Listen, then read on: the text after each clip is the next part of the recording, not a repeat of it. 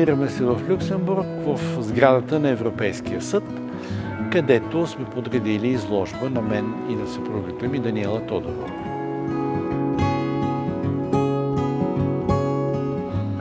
Изложбата се казва "Иновации и традиции" и е от рисунки върху платно и скулптури от метал и дърво.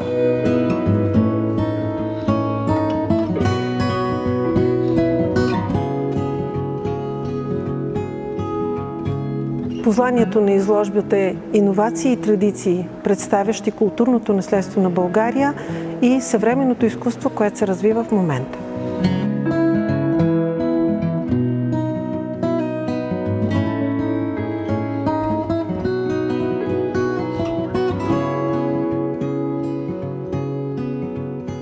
Това, което се представя през свитъците, са всъщност останали артефакти, релефи, фрески, символи от различните култури по нашите земи.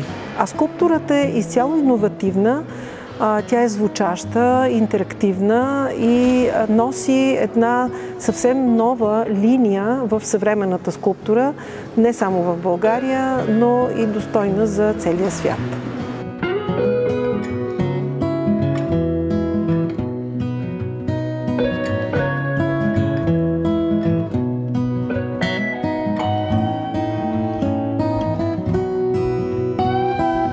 За пръв път излагам в Люксембург. Тази изложба ще продължи 2 месеца и половина и ще се радвам на всяко едно присъствие в Деня на отворените врати да бъде разгледан от публиката.